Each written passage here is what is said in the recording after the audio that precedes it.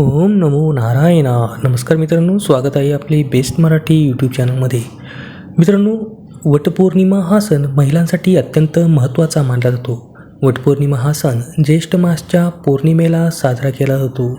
यावर्षी ही पौर्णिमा 2 दिवस असणार आहे.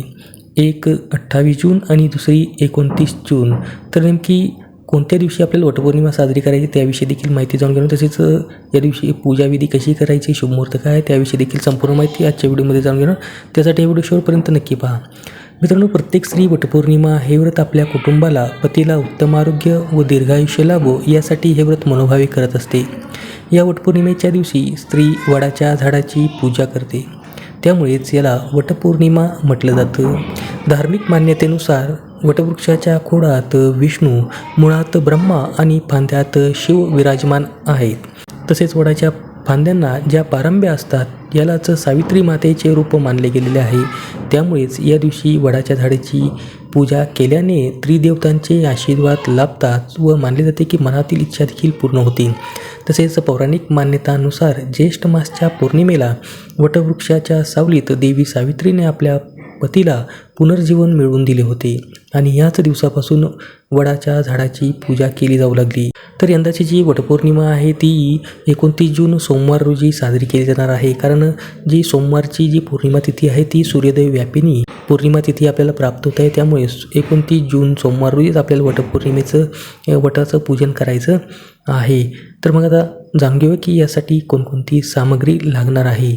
तसेच याचा जो पूजनाचा 29 जून रोजीचा जो पूजनाचा मुहूर्त आहे तो सकाळी 8:55 ते 10:45 हा पूजनाचा मुहूर्त असणार आहे.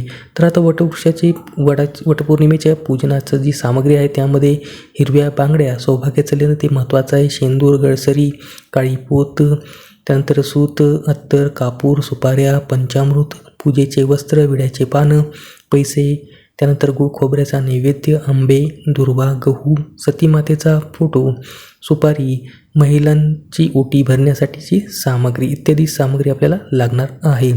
आता पूजाविधी जाणून घेऊया. तर हे जे वटपौर्णिमेचं व्रत आहे ते 3 दिवस अगोदरच चालू होत असतं.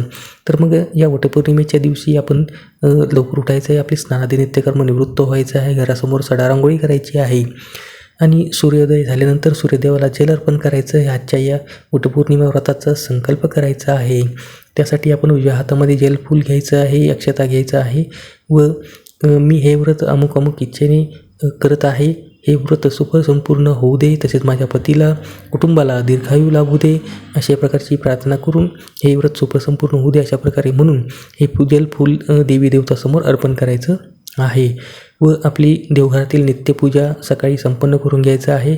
या दिवशी साज शृंगाराला खूप महत्त्व आहे.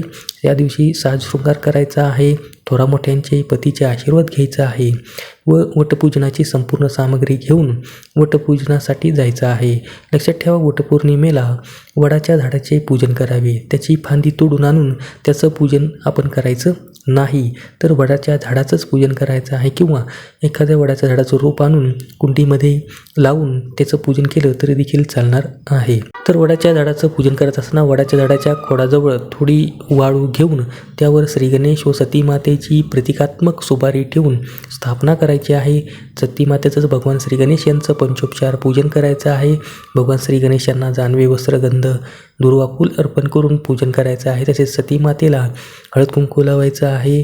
त्यांना वस्त्र, काळी पोत, हिरव्या बांगड्या हे सौभाग्य अलंकार अर्पण करून पूजन करायचं आहे व आपल्या पतीच्या दीर्घायुष्यासाठी प्रार्थना करायची आहे. त्यानंतर वडाच्या झाडाच्या मुळाजवळ जल अर्पण करायचं आहे, वडाच्या झाडाचे पूजन करायचं आहे. पूजन करून आंबे आणि दूध साखरेचा नैवेद्य दाखवायचा आहे.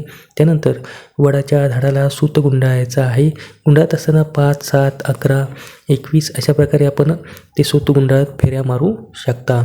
यावेळेस आपण मंत्र जप करायचा आहे. तो मंत्र आहे अवैधव्यंच सौभाग्यं देहि त्वं मम सुरते पुत्रान् पौत्राश्च सौख्यंच गृहनार्घं नमोस्तुते. सूत गुंडाळून झाल्यावर वडाच्या झाडाला नमस्कार करून प्रार्थना करायची आहे. प्रार्थना झाल्यानंतर त्यानंतर सर्व महिलांनी वडाच्या झाडाखाली बसून एकमेकींना हळदी कुंकू लावावे, उखाणे घ्यावे. महिलांनी एकमेकांची ओटी भरायची आहे. ओटीमध्ये आपण आंबे व गव्हाणे ही ओटी भरायची आहे. पौर्णिमेचा उपवास हा दिवसभर करून दुसऱ्या दिवशी हा उपवास आपण देवपूजन करून देवाला दही भाताचा नैवेद्य दाखवून तो उपवास व्रत सोडायचं आहे. व्रत करताना आपण यथाशक्ती प्रकृतीला शरीराला शक्य होईल अशा पद्धतीने आपण फलाहार, ज्यूस, दूध इत्यादीचं सेवन करून हे व्रत करायचं आहे.